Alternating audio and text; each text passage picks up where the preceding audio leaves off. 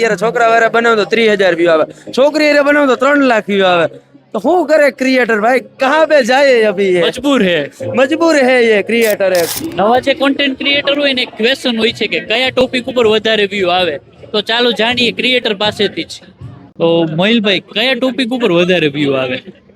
સારો વિડીયો હોય તો બધા ઉપર વ્યૂ આવે, નો સારો વિડીયો હોય તો એકાઈ ટોપિક ઉપર ન આવે. આ મારું પર્સનલ સજેશન. તમારો કન્ટેન્ટ જોરદાર હોય તો ગમે એની ઉપર આવે, પણ મારા ફોલોવર્સ મને એવું લાગે છે કે મારા બુલેટ સેલ થાય છે તો વધારે ગામડાના હોય તો ગુજરાતી, કોઈ શાયરી છે ગુજરાતી XY છે. બધા લોકો અલગ અલગ ઝોનરના બનાવતા હોય છે, but it always depends on the quality of the content and the authenticity of the content, કે કોઈ પણ ઝોનરમાંથી તમે લોકોને શું વેલ્યુ પ્રોવાઈડ કરો છો. કોમેડી હોય ને એમાં મારું માનવું એવું છે કે કોમેડીમાં વધુ વ્યૂ આવે.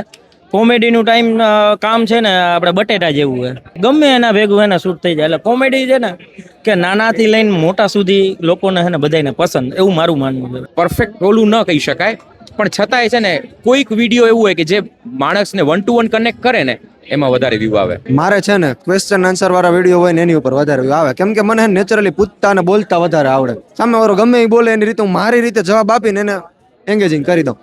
કોન્ટ્રોવર્સી ઉપર નહીં, બટ કાંઈ પોઝિટિવ કોન્ટેન્ટ છે જે પબ્લિકને કનેક્ટ કરે છે, either it is positive either it is negative, or કોઈ બી રિયાલિટી બેઝડ કોન્ટેન્ટ છે જે હિટ કરે છે એમાં વધારે આવે છે. કોન્ટ્રોવર્સી તો ન કરવી જોઈએ, મારું માનવું એવું છે. બટ ગર્લ્સ પર્સનલી હું અનુભવ કહું તો, બાકી કન્ટેન્ટ તમે હે ને રિલેટેબલ બનાવો ને માણસોને તો વધારે વ્યૂ આવે.